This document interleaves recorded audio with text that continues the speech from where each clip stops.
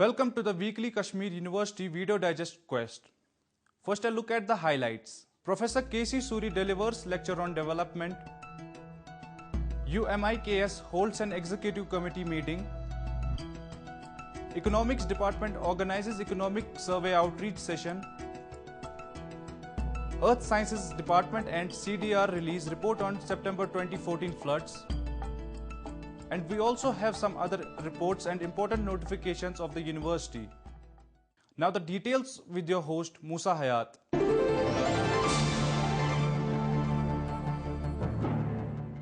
UNESCO Madanjit Singh Institute of Kashmir Studies organizes a special lecture on changing meanings of development and welfare in contemporary political discourse. Professor K.C. Suri delivered the special lecture. Shri N.N. Vohra, Honorable Governor of the State and Chancellor, University of Kashmir, presided over the function. Professor Khurshid Iqbal Andrabi and Dean Academic Affairs, besides other senior faculty and functionaries, were also present on the occasion. Director UMIKS Professor Gul Mohammad Wani presented the welcome address. The historic speech that Dr. B.R. Ambedkar gave, and which in fact was his last speech to the Constituent Assembly of India, 26th January 1950, India will enter into a life of contradictions. India will be a democracy, political democracy, but it is also an economic and social democracy. If somehow it so happens that we lapse or we somehow slow down on as far as the track of economic and social democracy is concerned, then I'm afraid that the hard work that the members of the Constituent Assembly have done in drafting the Constitution of India and erecting a political structure, that may blow up.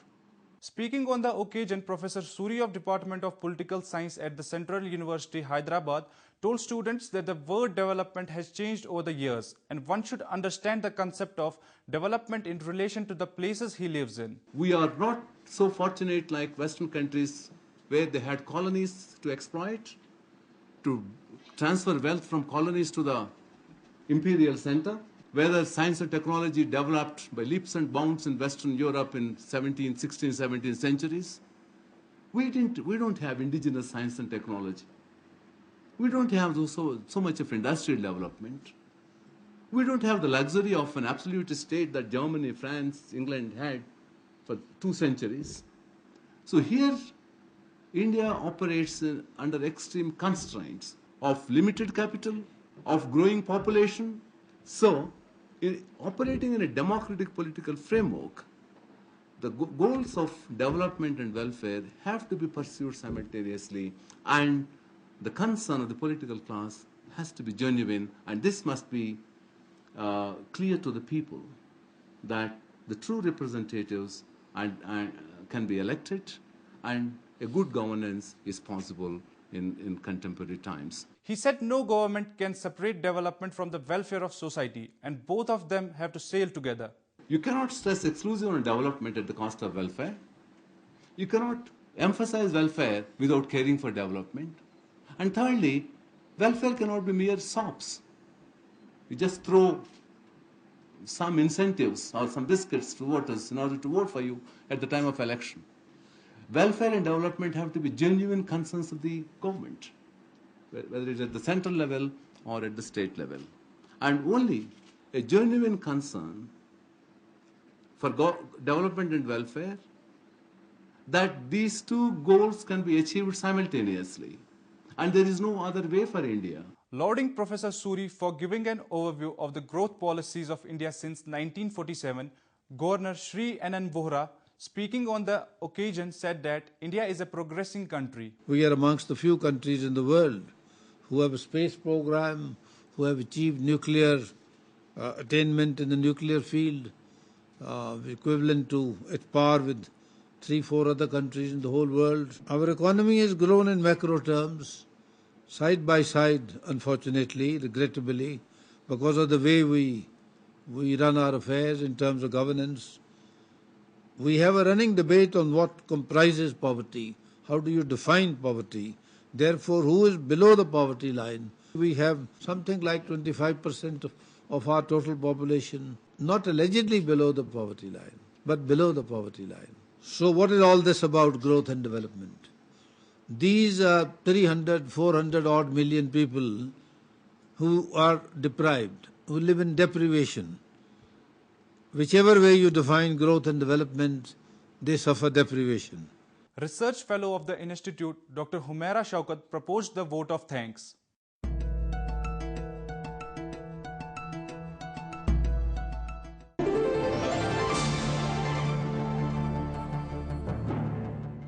Staying with UMIKS, a meeting of Executive Committee of the Institute of Kashmir Studies was held in the office chamber of Vice Chancellor Professor Khurshid Iqbal Andrabi. Vice Chancellor Jamia Millia Islamia, Professor Talat Ahmed, Dean Academic Affairs, Professor M.A. Wani, Registrar, Professor Zafar Ahmed Reshi, Chairperson, South Asia Foundation, Mr. Mani Shankar Rayar, Vice Chairperson, SAF, Professor Veena Sikri, besides Director IKS, Professor Gul Mohammad Wani, and others attended the meeting. Vice Chancellor, Professor Andrabi welcomed all the guests. This meeting, we all know that has to be done ahead of the governing board meeting tomorrow with Honorable Governor. And the resolutions here, in accordance with the instructions from Honorable Governor, have to be placed for the meeting tomorrow. After that, members took various issues and concerns of the UMIKS and discussed them in detail. The committee authorized joint degree program by University of Kashmir and Jamia Millia Islamia for students of UMIKS. Other courses, let them have, because we will have more than what is required in terms of the credit. So somebody is interested in economics, other person is interested in say psychology or English or whatever, or international studies. So they will have this option of picking there, so that we don't have all these students going in one class. So they can go, depending upon their background, they can have that option of choice based.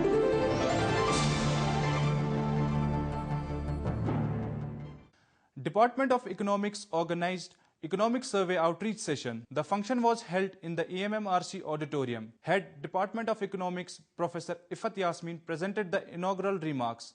The 2014-15 Economic Survey begins with an optimistic note that a political mandate for reform and a pleasant external environment have created a historic moment of opportunities to push India onto a double-digit growth trajectory. This trajectory will, according to the survey, allow the country attain the objectives of wiping every tear from every eye. While weak and vulnerable are counted, so are the opportunities for much talked about aspirational India. Noteworthy to mention is the fact that the World Development Report 2011 reveals that a civil conflict costs a developing country roughly 30 years of GDP growth. Our region is ridden with ethnic and nationalistic hatred. India is projected to be the youngest nation in the world by 2020. Creating jobs and engaging youth in productive channels is a huge challenge. Chief Economic Advisor, Government of India, Dr. Arvind Subramaniam, opined that long-term development depends on the various factors, and all of them have to be pulled together for better gains. Natural resources are a curse almost. They're a trap. And long-term development ultimately depends upon, creating jobs, as the Honorable Finance Minister rightly emphasized in his budget. It depends upon people, it depends upon skills, it depends upon human capital, it depends upon developing this. And that's how, this great state is going to achieve long-run development. And I was having these discussions, and someone was saying that, when people think about this economy, there are some people who think they can actually convert the beauty of this place, the natural resources, into long-run development. But that is not an easy task. If you look around the world, beauty is as in humans, so it is with economies. It's a bit of a trap. I think we should not succumb to that so easily. Finance Minister Dr. Hasib Drabu opined that people associated with economic surveys should consult all the states of India before coming out with the final results. I thought the important input which we could discuss today is how do you make the survey a little more relevant from states, because all the wisdom doesn't lie with the central government. There are 30 states at different levels of development, having different policy perspectives. Is there some way one can reach out and bring this wisdom into the economic survey, the problems, for instance. There has been a time when the entire economic policy regime of India was changed in 91 without a single state being consulted. One fine morning, the entire economic regime was changed. There was no consultative process. But now, India having changed politically with coalition governments all across, the need to engage states at political levels has become very obvious, as you can see now in the GST case.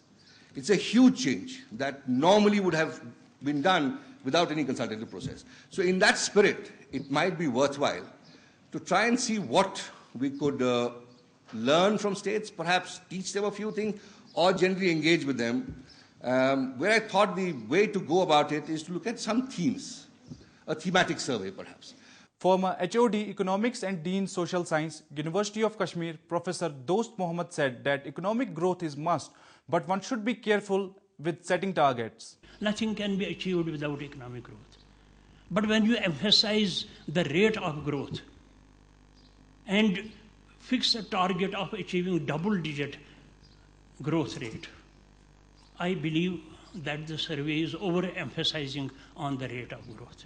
Because economic history in India suggests that we can have plus 9% growth rate when we give stimulus to the industry and other economic activities in the country. But then what is the result of that? The result of that is we have inflation and then slowdown also. Because once you have inflation, slowdown follows. And the same sequence here also. And when we think of this rate of growth, we should not overemphasize it. Because in India there are other tasks. And these tasks are more important than the rate of growth as high as double digit. Otherwise, rate of growth, as I said, is very significant for economic change, and that change is warranted in India. Vice Chancellor Professor Khurshid Iqbal Andrabi advised policymakers that surveys should be relevant and appropriate to the place where it is carried. What happened in 1996, ladies and gentlemen? India went forward with biotechnology all over the place. And after 13 years, now RUSA comes into play to actually push forward basic research. That should have been done 14 years ago. That is why I firmly believe that if the surveys, be it of economic nature or any other nature, they have to be realistic and suitably appropriate for India, not in a race to prove to a point that we are as good as they are. We may be even turn out to be even better than they are in next 10 years. But we have to be patient, we have to be realistic in managing our affairs the way it is supposed to be done here in India. That is perhaps why we lost the race with China.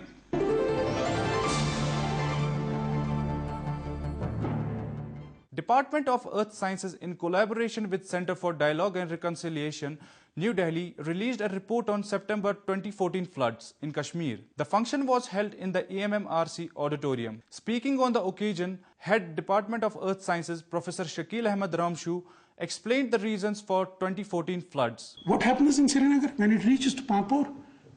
Almost in Sangam in South Kashmir, it is on an average 135 meter of width, and it narrows down in the Srinagar. So in Srinagar, it has to overflow.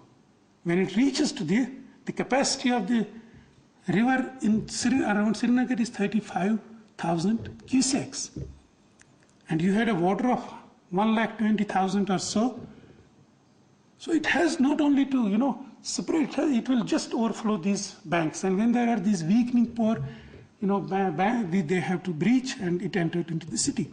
Now, this is what I was saying, that if you look into the Verinag to Sangam, you have still very high gradient, but if you look from Sangam to Rammunshibagh, this is just at the most 7-8 meter gradient. And if you look at the Rammunshibagh to Wolar, it is 18 meter gradient. He cautioned people that the past records of the great floods suggest that another inundation of the place is inevitable. When you look at the data now, down, whenever there was a flood, high magnitude flood, there was a flood next year or year next. This is data. The reason being you have high groundwater levels and the image I showed you about that snow cover. So even if it will not rain, you will see that the discharge in the rivers will be very high as the temperature increases. So these two things contribute to the increasing discharge in that. Executive Director CDR Sushobha Barve said that one cannot overlook the fact that the developmental projects that have been carried out in Kashmir are one of the reasons for the September 2014 floods. There were experts who also said that even the highways in the way they have been built have also caused a problem. 4-lane road network in this state, I don't think is a wise one. Because we are blasting away and destroying the forests and nothing is, being replaced. So we need to have a public discussion on this so that wise decisions are taken for the present and for the future. Re-looking at all the development projects in the state, which must include as part of the planning and designing environmental impact of those projects. Is there training given at the community level for disaster management? A question answer session also followed.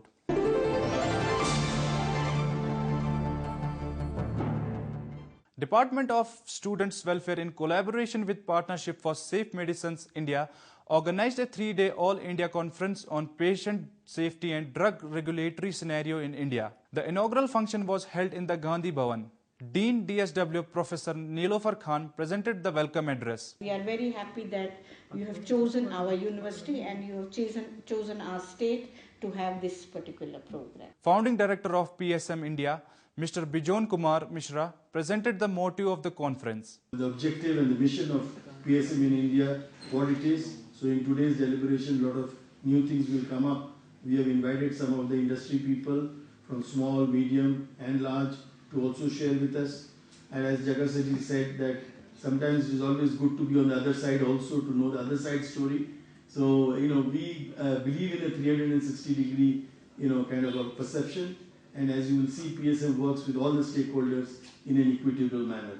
So I've been working on this from 2010 and now we are in 2015. So I'm sure, all our board members will give a new direction to PSM in the coming years. Many other speakers and guests also spoke on the occasion. The 3-day conference hosted many interactive sessions on different topics.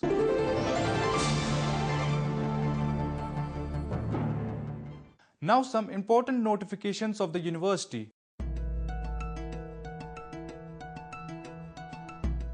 The date sheet for the entrance test for various PG courses has been announced. The test will commence from June 2 and will end on June 13. Candidates can download their admit cards from May 29. The entrance test dates for LLM, BA LLB and B Pharmacy programs shall be notified separately. Result for integrated PhD programs in Mass Communication, Persian and Arabic have been declared. To know more about these notifications, log on to kashmiruniversity.ac.in or kashmiruniversity.net.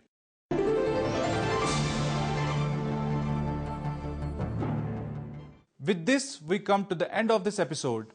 To watch all the episodes of The Quest, log on to our website emmrckashmir.com. Send us your suggestions at our email address quest@emmrckashmir.com. Before I take your leave, here are a few words of wisdom. Writing is an evolving process, not a finished product.